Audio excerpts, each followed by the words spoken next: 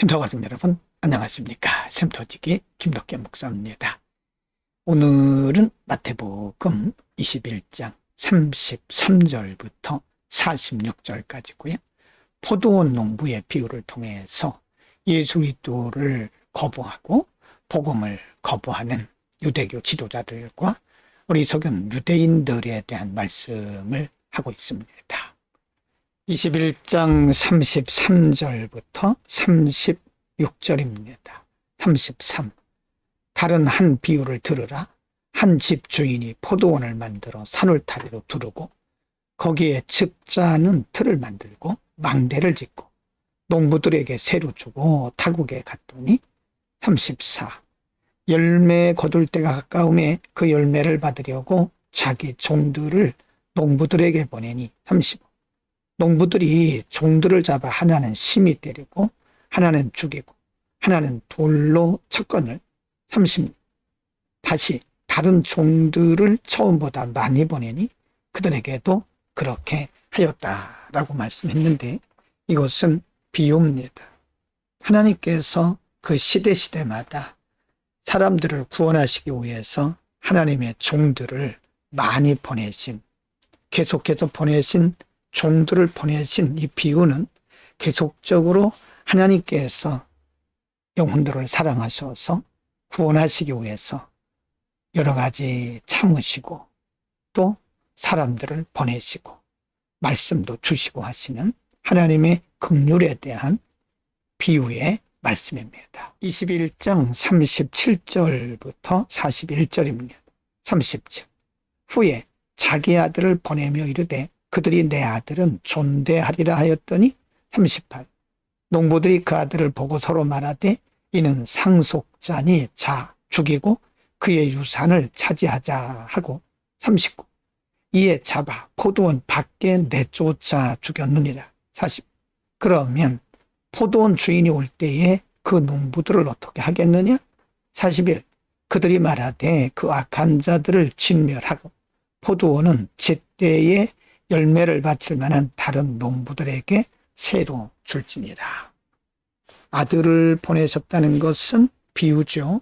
예수 그리스도를 이 땅에 보내셨지만 여전히 악한 사람들은 그 아들까지도 거부하는 모습, 그 시대의 무지한 모습을 이렇게 비유로 말씀하고 있는 것입니다.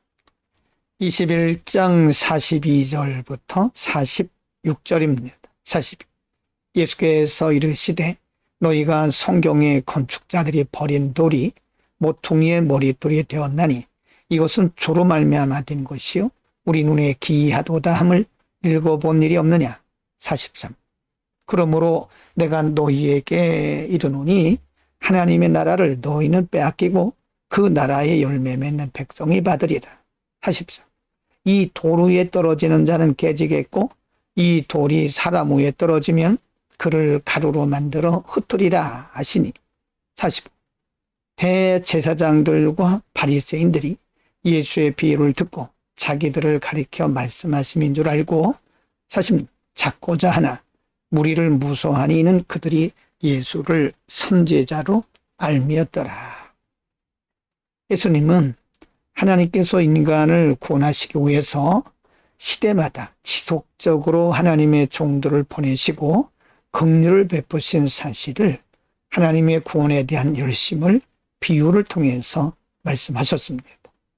그러나 분명히 말씀하시기를 복음을 받는 자는 구원을 받고 복음을 거부하는 자들은 빼앗긴다, 하나님의 나라를 빼앗긴다라고 경고하고 있습니다.